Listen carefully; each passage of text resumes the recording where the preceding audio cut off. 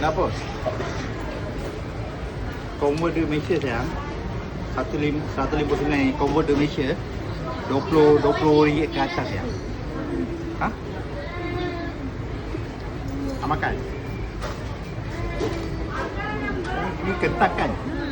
Dekat Malaysia tu boleh beli. Sini tak boleh buat. RM20 eh? 1, 2, 3, 4, 5, 6, 7, 8, 9, 10, 11, 12. Satu tu RM1 lebih ya. Dekat rumah boleh beli family, boleh masak satu family ya. Boleh makan satu family. Ni memang kena try lah. Thailand kena try lah.